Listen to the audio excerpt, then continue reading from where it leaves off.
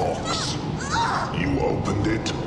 We came. It's just a puzzle box! Oh no. It is a means to summon us. Who are you? Explorers in the further regions of experience. Demons to some, angels to others. It was a mistake! I didn't mean to open it! It was a mistake! You can... Go to hell! We can't. Not alone. You solved the box. We came. Now you must come with us. Taste our pleasures. Please, go away and leave me alone. Oh, no tears, please. It's a waste of good suffering.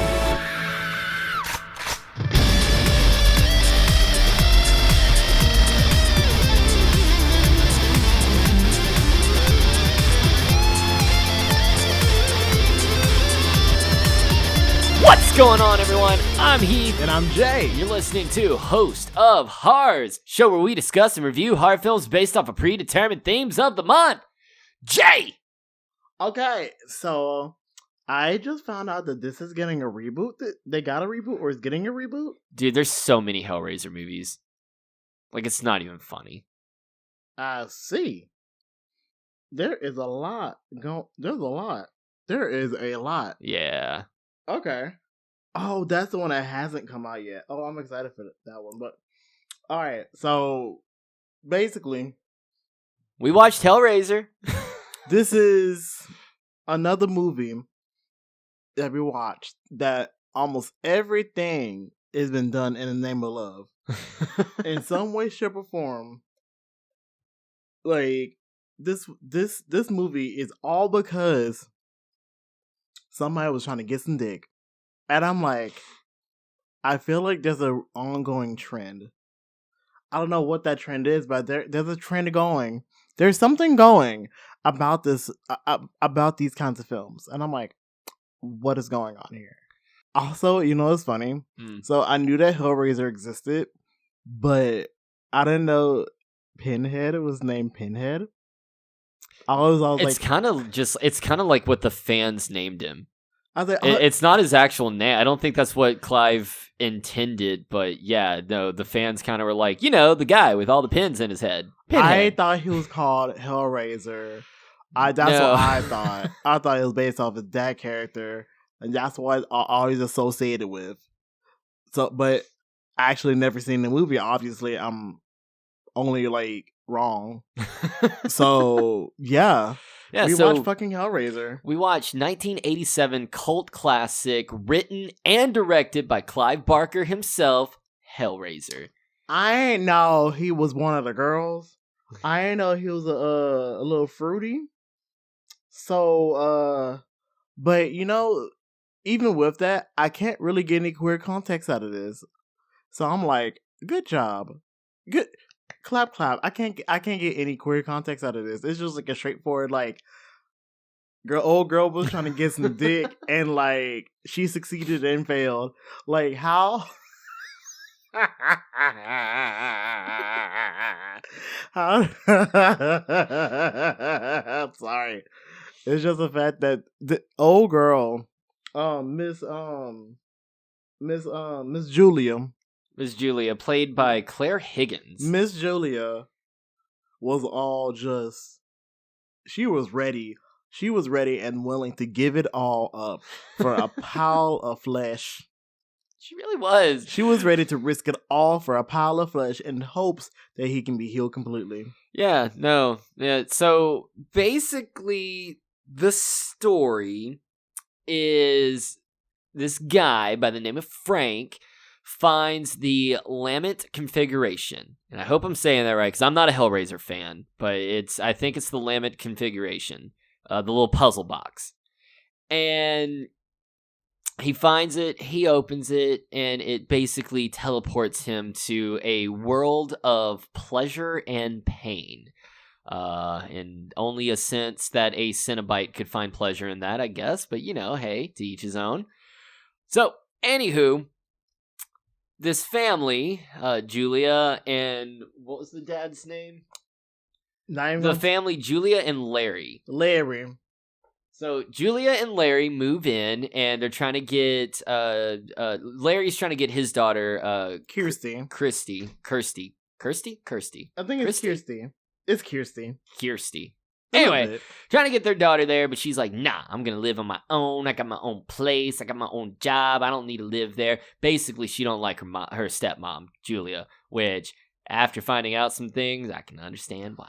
Girl, because okay, for some reason I thought it was like some kind of investigative shit, like on some skull Mulder and Scully shit, but like the minute they're all like, babe, I was like, oh, they're married. Yeah. I was just so unsure of like, what was this? I'm assuming they're like, oh, moving into like the old family home or something. Larry, or what was it? Frank owned the home. So the guy that opened up the configuration, his name was Frank, and that was his place. Because they even mentioned like this may have been one of Frank's old hidey holes. It's just the fact that like they just really just ran in on like Frank shit. I guess it's because they assumed that he died or something. Well, he was gone for like years, so he just kind of vanished. Oh, okay. So it was like kind of like after a while, I was like, oh, we're just gonna gang in on this shit. Yeah, fuck it.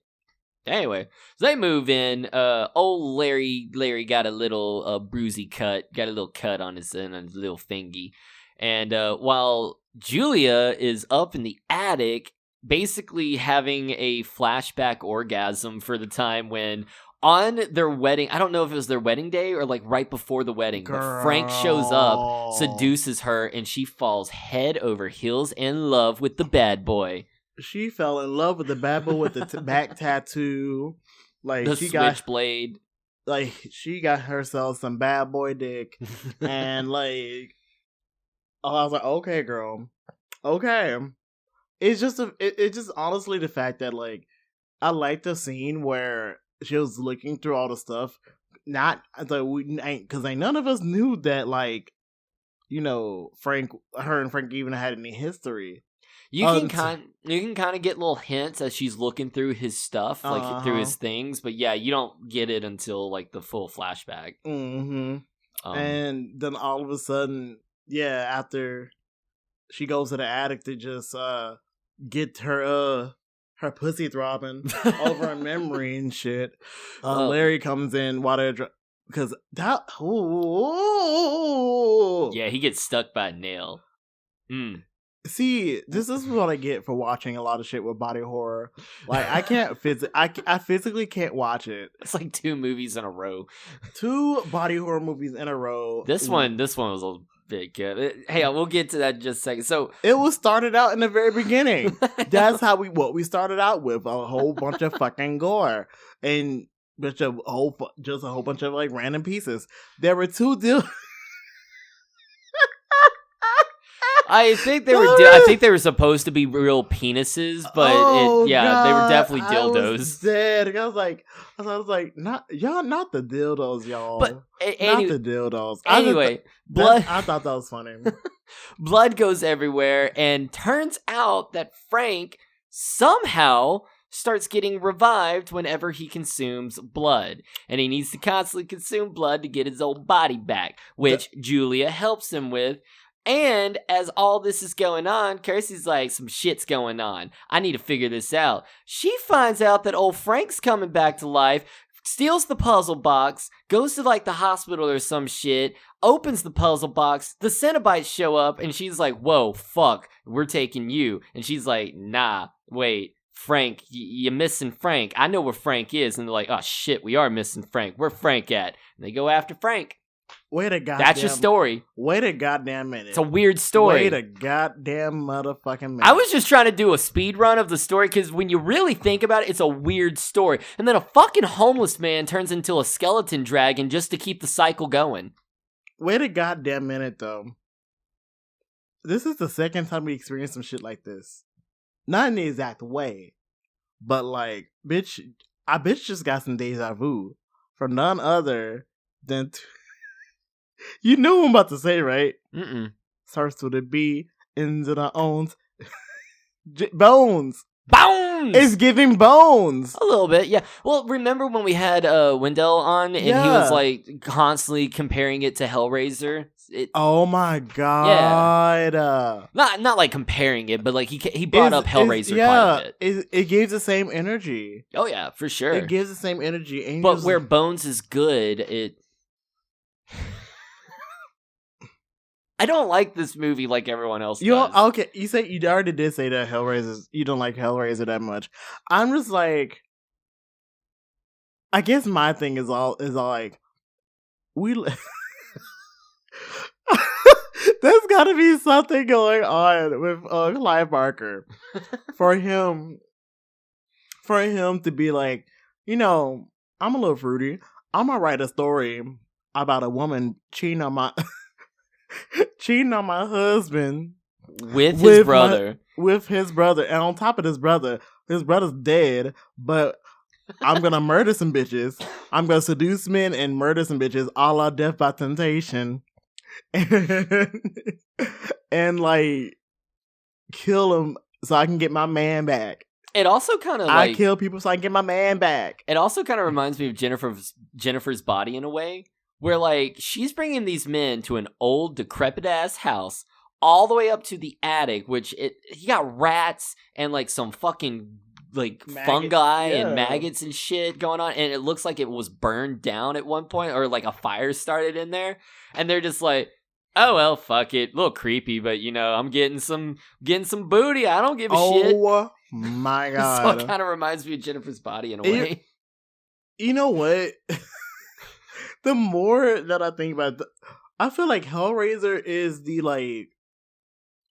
between Halloween and Hellraiser and all of them, I feel like this movie is the one that like resonates so much with people that like from the lore to the way that like everything comes back to life.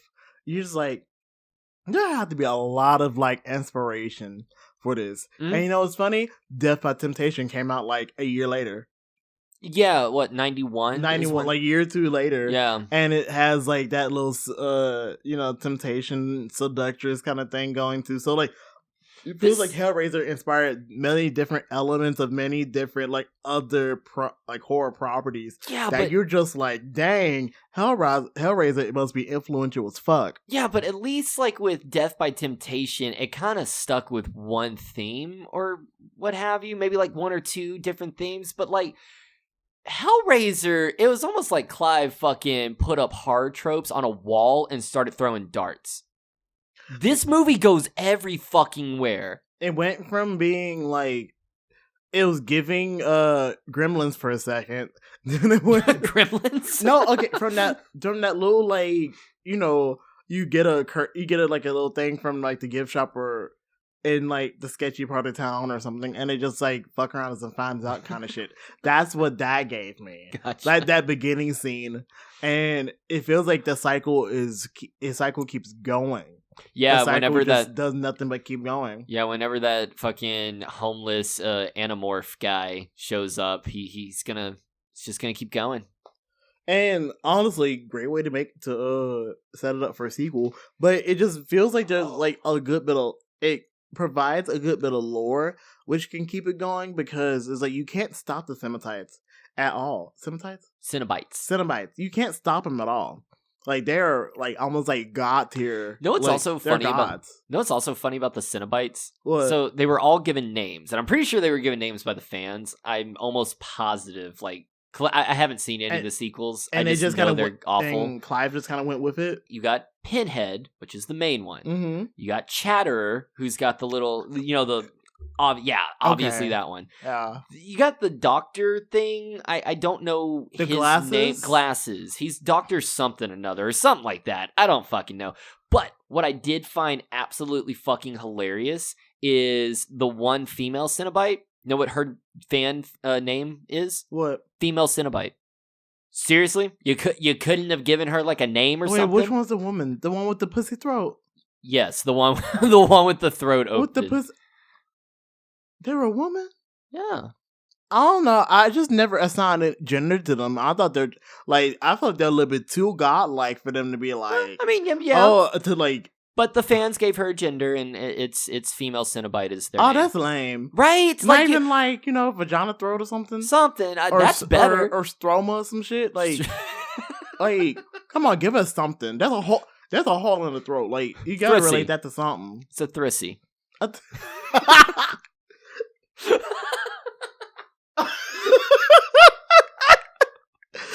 Oh my god. That's what we're gonna call her. She got a thrissy. This bitch got a This movie is so fucking weird, though. It's like an episode of Tales from the Crypt, but they took it way too seriously.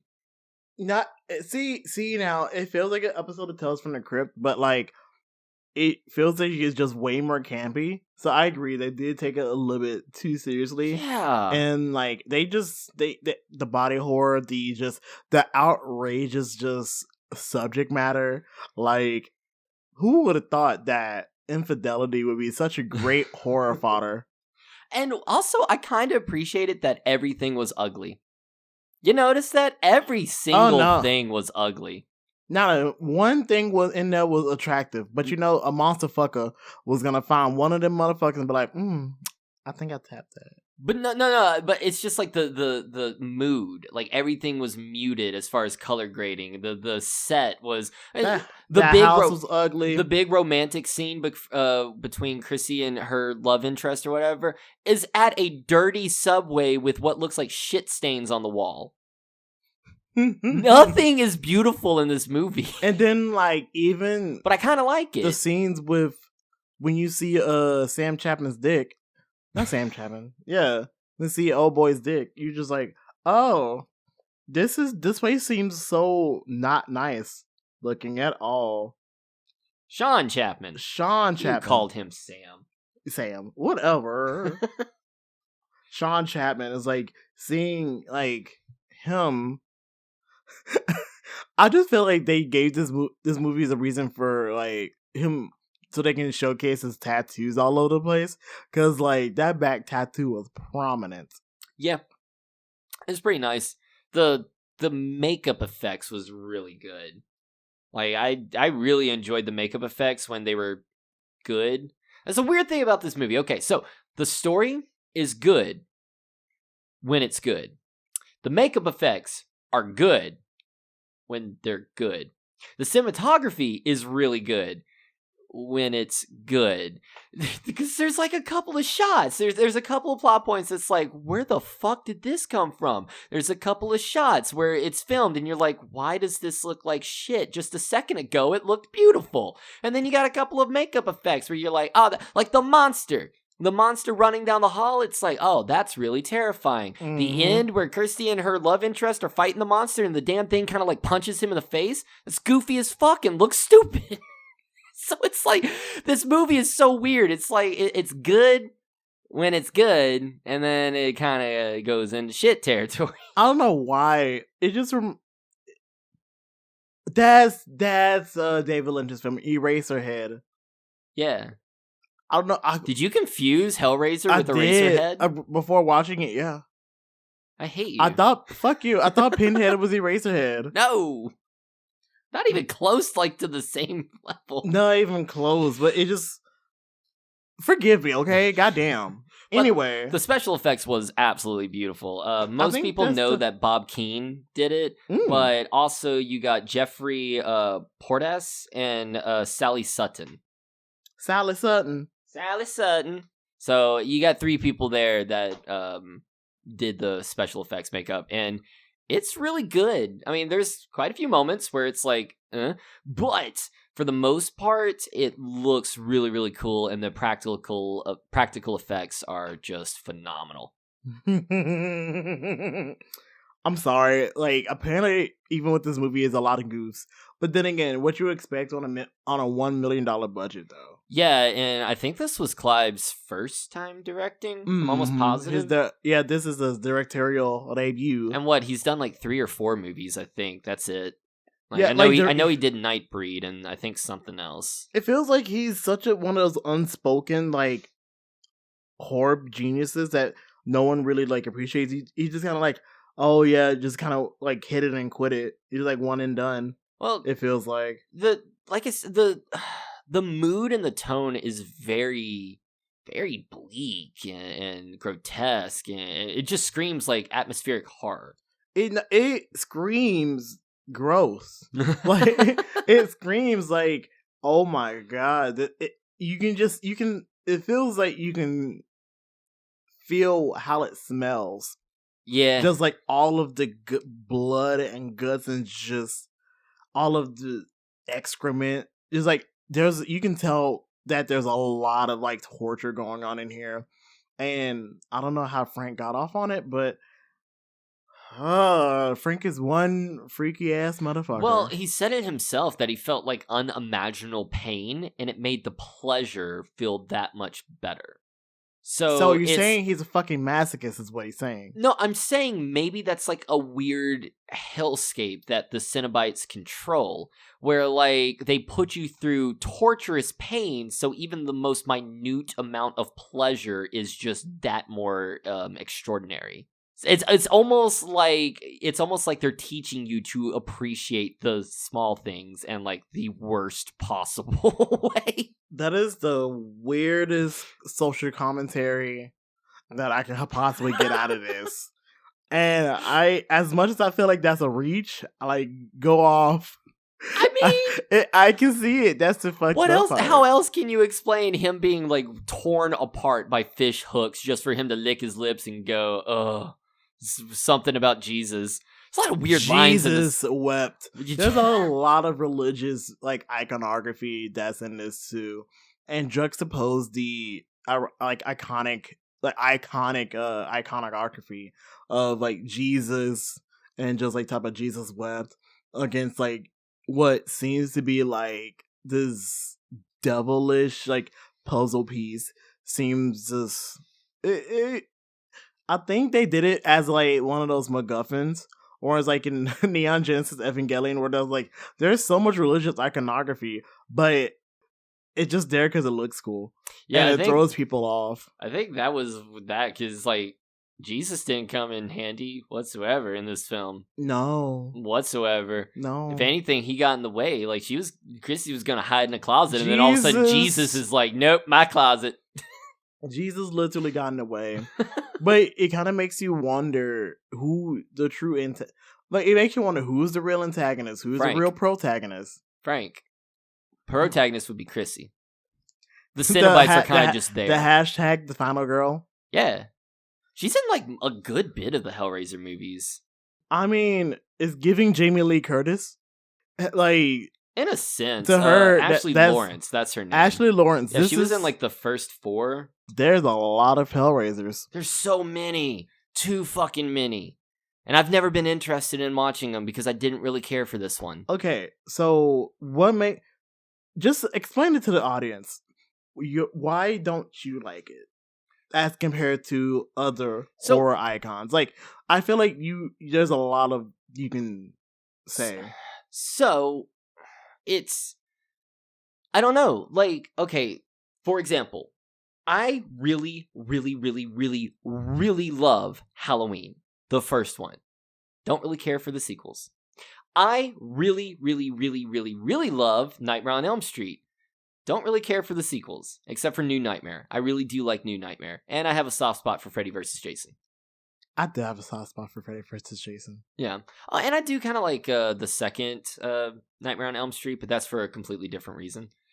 But moving on, you see what I mean? Like, there's at least 1 to 2 films for these iconic characters that I love.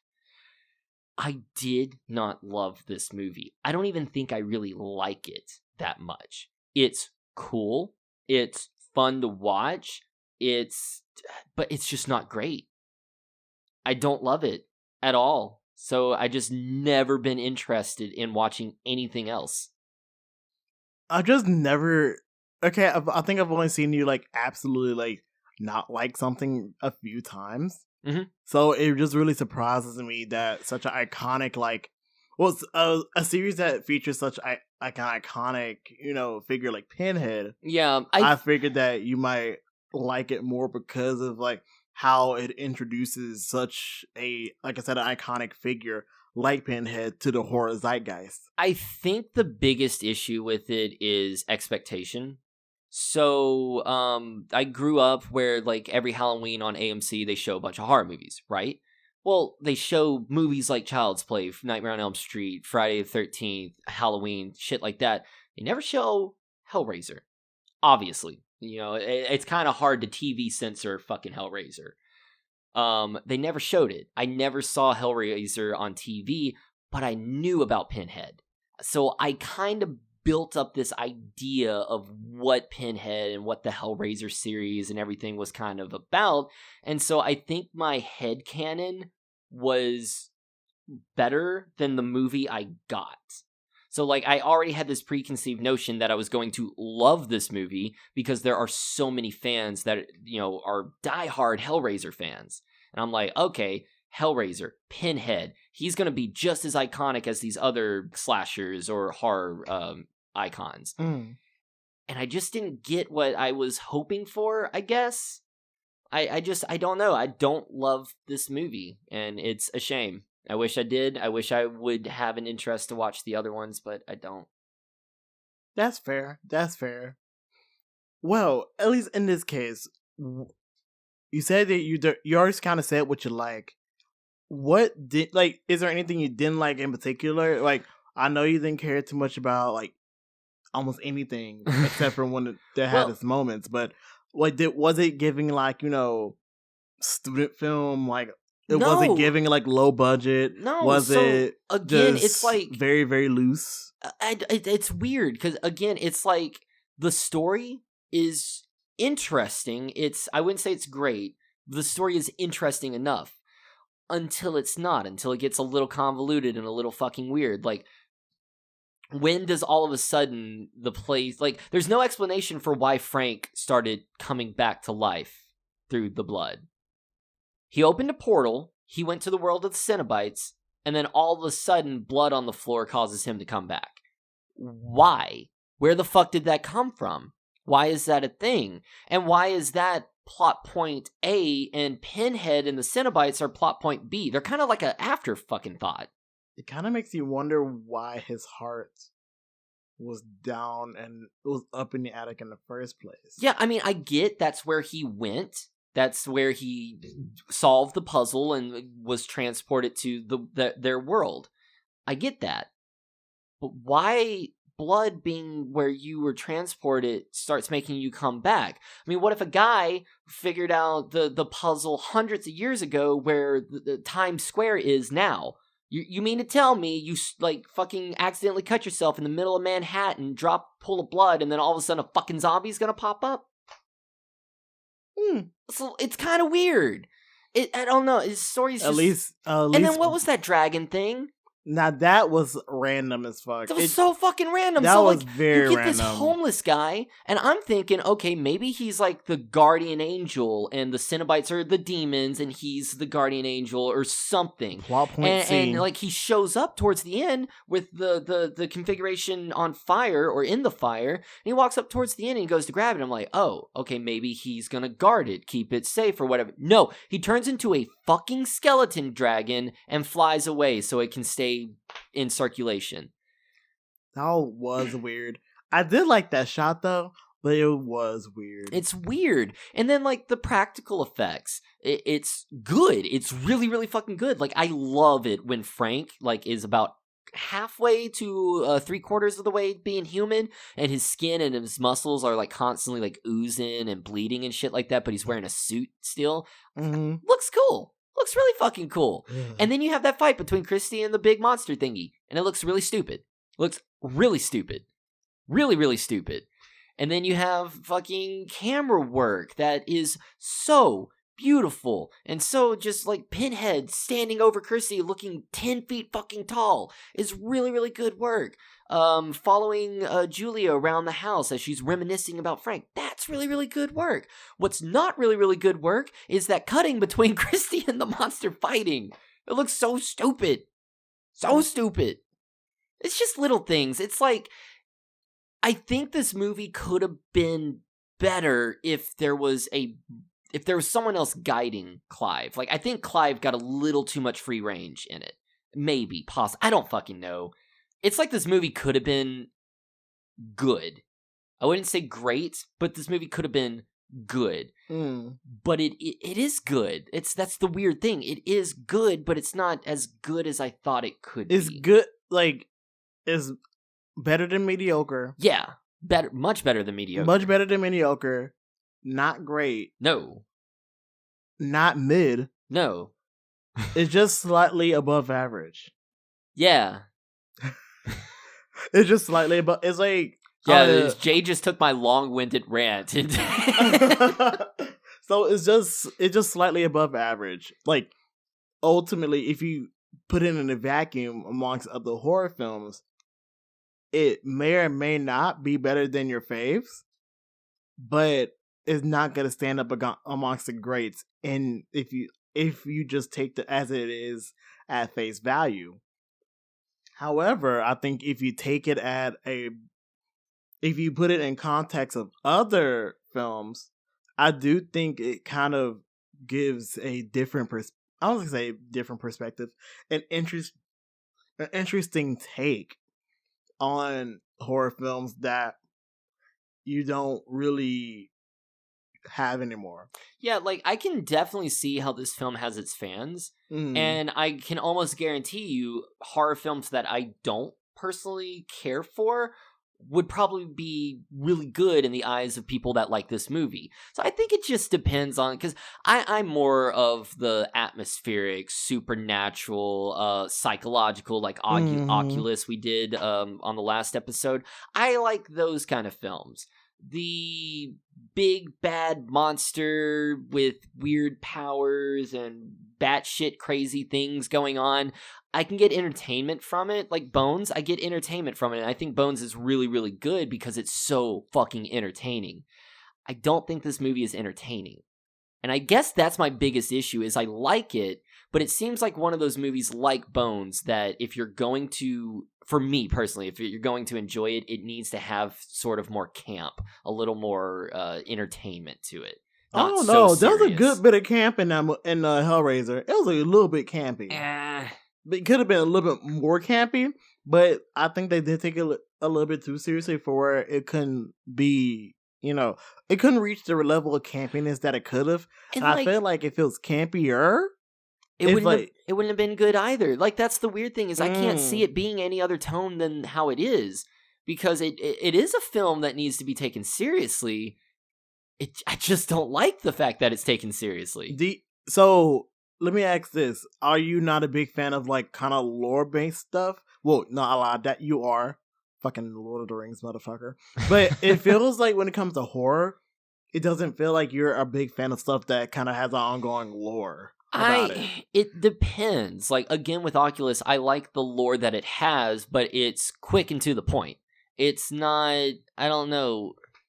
It's hard to explain. I just don't care for this movie for some reason. Fair. And that's honestly pretty valid. Like, me personally, I think I got grossed out more than anything. But I think it's also because, like, the core thing for me is like, girl, fuck around, find out, get your dick and find out what the fuck is going on. Because your ass got fucking sucked the blood out of in the long run. Yeah. You thought he was gonna eat your pussy. No, he just sucked your blood, bitch. Yeah. What was Homeboy's name? The guy that was trying to get after Kirsty? Because basically, I feel like this whole movie was just an allegory for men ain't shit.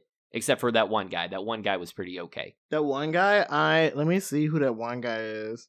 Because what's his name? Steve? Steve? Steve. Steve? May have been Steve. Maybe. I don't know. But anyway, that because every single guy was kind of fucking douchey.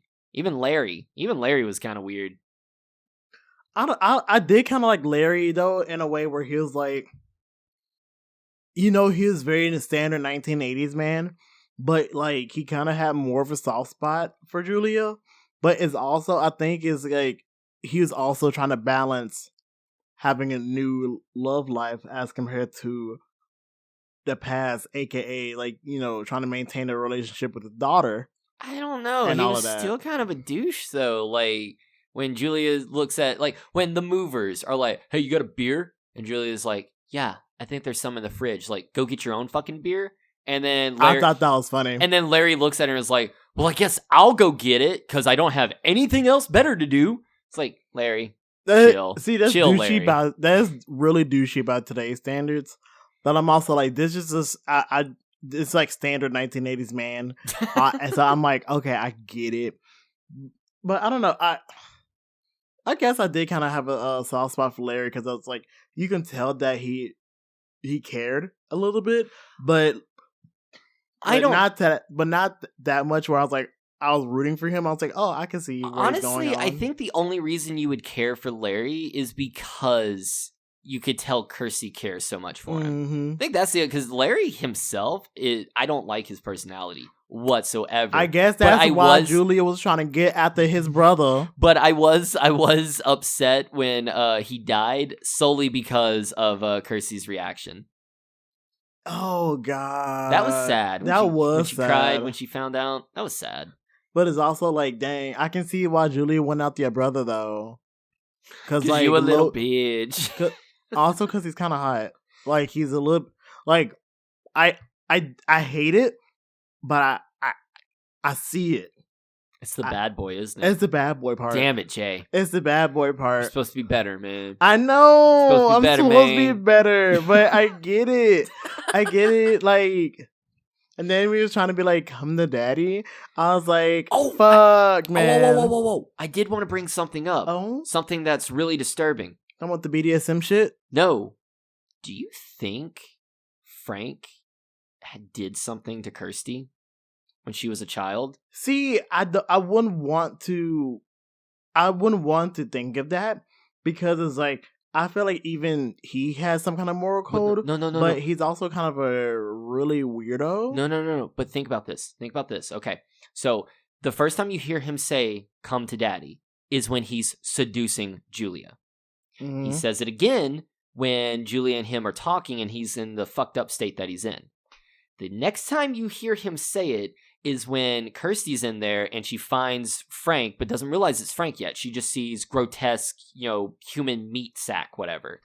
And he says, "Come to daddy." And she looks at him weird, and then he puts his hands on her face, and that's when she realizes it's Frank. I don't want to think about that. I know you don't want to think about it, but I think that is the context you're supposed to get from it. Mm-hmm. I know, grody, but hey. That is gross. I'm telling you, man, this movie's like throwing everything at your fucking face. Oh, God. It's like a pie of horror. It's a horror pie, and you have to eat it. It's a kitchen sink of a horror film. They just throw everything in. I'm like... I'm sorry I had to bring that up, but I don't know how to feel about it, because it's like, Clive... this is my first exposure to Clive, right? I just want to know, like... But you've watched Candyman. Well, yeah. It's based off his story. It's based off his story, but, like, did he write the screenplay? He did not write the screenplay. He didn't write the screenplay. I know he worked with the director before. Yeah. But, like, I know he didn't write the screenplay for the first Candyman. No. But I'll give you that one. But he wrote the he wrote the story and the screenplay and directed this. So I was like, do you think he's either just he's just like not as that good, or is it just more so that he just because like a lot of his credits are horror-based credits. Yeah, I know he's a horror writer. I did not know it, like that he was a horror writer. I don't think it. I just feel like his work from this alone does not translate as well to the big screen. as like I do agree. If it's on his own terms, I don't think it translates well. But I think it's also because of the fact that he's not a filmmaker. It says that he's a playwright too. I think he's done plays. He would write scripts, yeah. But yeah, so it's just like his work for prose. Mm-hmm. I feel like doesn't really translate well to script form, if that makes sense. I do agree, especially just going off the Hellraiser thing, because when you think about it, okay, so Hellraiser is based off his novel, and with a novel, you can get into some serious fucking detail, and I think a story like this would work a lot better in a novel format, where Candyman, it's a short story. Mm-hmm. It's an idea. It's a concept. It's something you can build off of. You can take the lore that was established in that short story and kind of build your own framework, where Hellraiser, it's a building. It's like you're trying adaptation. Yeah, it's like you're trying to build a building based off of another building. You see what I mean? Yeah, and I feel like there's a lot of people who do this better. Yeah. Like who can translate their own work into the screen a little bit better than he can. Does that take away from how iconic his characters are? No. It doesn't.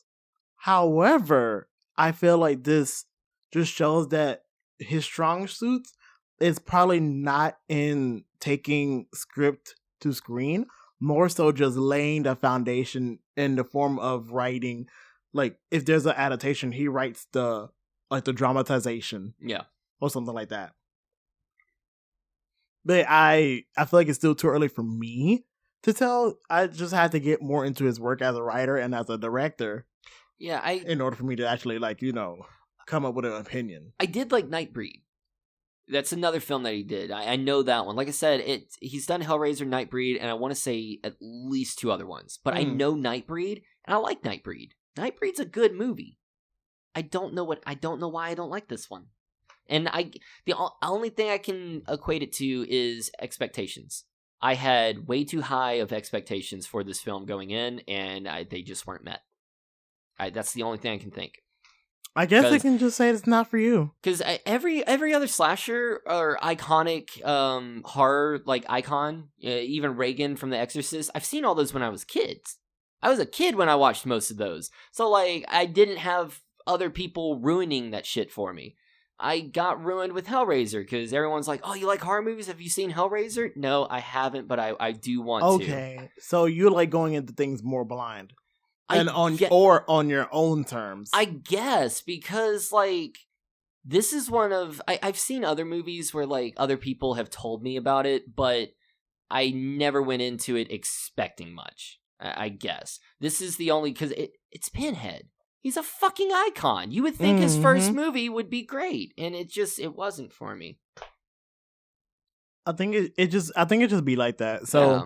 It makes honestly, your perspective make things a lot more sense now. But I think overall, it's a spectacle. Yeah, this is a spectacle. Dude, it's almost like an amusement park ride of horror. Yeah. Like, if you go on the Haunted Mansion or who isn't, but like a Disney ride. It's like a Disney ride of one. You get your little thrills and out, but once you come out of it, do you really come out of it a different person you usually do in the movies, or is it just oh, let's do it again, to just experience the thrill of it, or do you get something out of it? Does that make any sense? I'm sorry. All I'm thinking of now is an amusement park based solely off of horror icons. I feel like can you imagine a Universal style a ride that is just the Hellraiser verse? I feel like there's a market for that, but it has to be in the least likely spot, somewhere in fucking Montana or not Minnesota. I would drive to Minnesota for something like that. I think it's more so cool. Montana or Wyoming. It has to be in somewhere where you're just it has to be in hell. No, I forgot wherever hell's at, but that's that town. There's a town called Hell? Yeah, I think it's actually in Wyoming. I think it's called Hell, Wyoming. What? Hold on, let me Let me make sure. Yeah, you find this out right now. If there's a real place called Hell. Yeah, there looks like there is a place called Hell. Hold on just a second. Hold on just a second.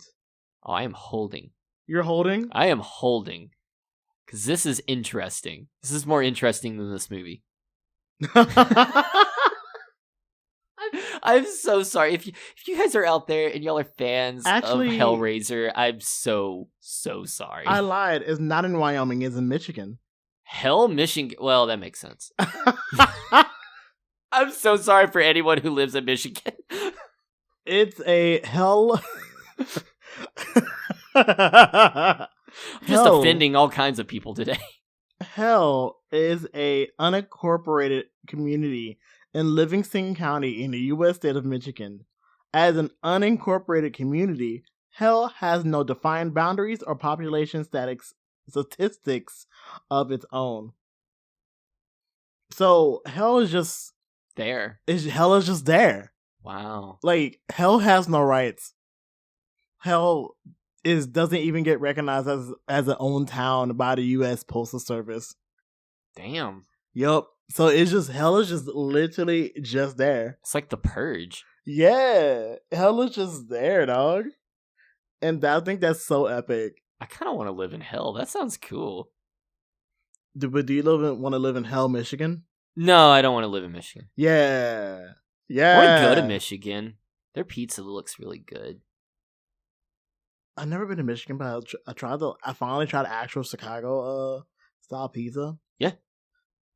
A little bit too messy for me, but not bad. Oh yeah, no, it's definitely like you plop that shit in a bowl and eat it with a fork and a knife. But yeah, the Michigan style pizzas where like it's like the crust, but then they like load it with fucking cheese. Wait. So like it's the crispy cheese on top of the crust. Wait a minute. Wait, on top or inside? So like you know how like you would put like a brownie pan? Yeah. I imagine like a crust goes in a brownie pan and it only fills up half the pan, and then they put cheese on top of that. Like cheese, pepperoni sauce, shit like that. Yeah. So you got like on the edges, you got like crust and then like crispy cheese on top of it. God. Yeah, it looks really good. That does sound good. Well, I guess if I gotta go to Detroit. I guess I gotta go to fucking Detroit. At least once. I would go there once. Right. So, I guess what's your final thoughts? We went on a whole Detroit, Michigan thing, and I offended people of Hellraiser fandom and Michigan. I'm sorry, Michigan. I just don't know. Like, I guess I feel like I said, it's more of a spectacle than you getting anything out of it. It's basically like it's like a popcorn horror movie with 1980s teen A and D, and it's weird because it's like, I guess it's go into a whole subject about like how much sex and how much the human body is just shown in horror movies as compared to other films, because like almost a good chunk of these horror movies, you see a lot of boobs, you see a lot of ass, and in some cases you even see a bit of dick, and you're just like, why? Like, why is this so prevalent in horror movies as compared to like other films? But like I said, it's just more of a spectacle, and it's almost like a popcorn movie. Like, that's kind of all I get. It's kind of like popcorn style stuff. Like, watch it in a theater, like a little art house theater, and kind of just go on with it. I think I would have more fun with it watching it with like a big crowd. This is more of a crowd film. Like, this is a party film. Could you imagine seeing this when it came out in 87? There probably was hard to find a theater that showed it. And they probably, honestly, I feel like this is maybe a recut version. Because I don't know if the theatrical cut was gonna be able to show. Like, I can definitely see how like a studio, like Clive probably like released something and the studio was like, whoa, dude, cut that back a little bit. Yeah, and like, I guess one last thing, I feel like this is something that Trauma could have done. They would have ruined it. They probably would have, but I also feel like, no, I think this is a little bit too high class. I almost said high class. A little bit too high bar for trauma. Yeah, because I mean, think about Death by Temptation, like the movie we could have got if it didn't have its trauma. Because you could clearly tell the difference between what James Bond the Third directed and what Old Boy directed. I feel like this would have been way night and day. I agree. There's a little bit too. Honestly, yeah, there's a little bit too much. I'm not gonna say prestige.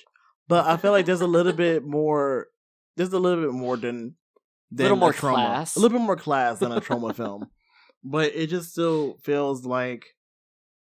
It still feels like you can just see this in the movie and just kind of be like, okay, and on to the next one.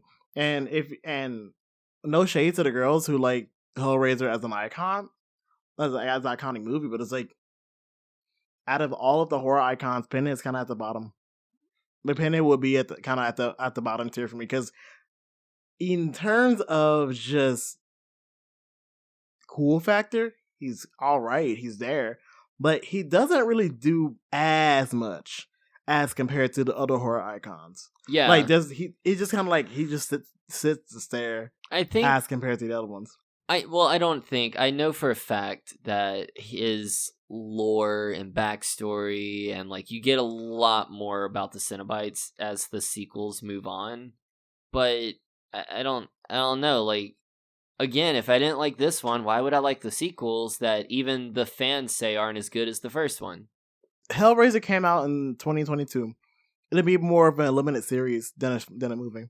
Yeah, I think with at least with the Cenobites, it'll have more. There'll be, I feel like, more focus on them and more of it'll be more focus on them and not just like a story about infidelity. Yeah, but that's just me. I think the focus will be all Frank more on them as like a society, as like a collective, and just see how they work and how all of that shit works. And I think that'll be better off. Honestly, I kind of wish that they did focus more on Pinhead and them because I feel like I would enjoy that a lot more. I do too. I think that's why, because like you have all this iconic icons in horror, all of this lore, but you waste it on such a human story where they're just kind of like, oh, we're just the catalyst, I guess. But like, what would you do if you focused on the Cenobites? Because their whole thing is just finding people and torturing them. It literally would just be torture porn. Because they don't do anything else. They don't. They just torture people. True. So, like, if you only focused on them, it would literally... You would have to do a movie where you explore how they came to be. But then that kind of takes away the mystique of them just being otherworldly demons. Fuck. So you either have to have a movie like this where they're the background characters, which sucks. You have to have a movie where it's just them torturing people for an hour and 30 minutes, which I'm not down for that. Or you have to explore their backstory, which kills the mystique of them, which sucks. So either way, we're fucked. Yeah. Okay. I think this is much better as a book than it is a movie. Fair. So yeah, I get that. No. They don't deserve any screens. They don't deserve it to have a movie. But I get that. Like, it's better if you use your imagination more than anything else. It's good that's like visual representation of what they look like. But other than that, just use your imagination in order to see how they'll be in your mind. Because I feel like if you watch this, your expectations would be shattered. Yeah. So. Oh, that's my about a 2.5. 2.5. Yeah, I'm saying 2.5. Yeah, like there's not really much else I can say about it, and I think much more of the conversation was spent kind of like la di da di da, talking about other stuff. So yeah, I did kind of shit on it a good bit, and the thing is though, like I don't want people to be discouraged to this movie because if you like it, good on you. Like I'm not trying to tell you it's a bad movie. Not at one point was I trying to say this is a bad movie. I don't think it's a bad movie. I really don't. It's just not my kind of movie. It's just not our cup of tea. Yeah. Like, it's not Hellfest. It's not a shitstorm. But it's just, I didn't enjoy it as much as I thought I would have when I first watched it. And I think that's completely okay. Yeah. I mean, I enjoyed it enough to put it on this list. Like, as soon as we decided to do Cursed Object Month, I was like, oh, well, we gotta fucking do Hellraiser. Oh, it works. It works out perfectly. Yeah. So, but it just, I don't know. Like, I don't even think, if I ever owned a Hellraiser movie, it would be the first one. And that's only to show other people. Like, it's only to add it to your collection. I was like, oh, I got this too, I guess. Yeah. That'd be the only reason. So, I don't know. But that's our thoughts. That's Hellraiser. Yeah, join us next week because we're going to have a very special episode. Because you know what next Wednesday is, Jay? What is next Wednesday? We're getting back not only to our normal schedule because we did kind of screw up last week. Again, apologies. But we're getting back to our normal scheduled release. You know what next Wednesday is, Jay? What? It's the 20th of April. Really? It is. Oh my god. Oh my god. And I have the perfect Cursed Object movie for us to watch on such a glorious occasion. Oh my god. What is it? Ladies and gentlemen, we are going to be watching Evil Bong. What? We're going to be watching Evil Bong. Oh my. Okay. You and your 420 ass. Okay. I get that. It's going to be fun. But anyway, until next time, I've been Heath. And I've been Jay. And you've been listening to Host of Horrors.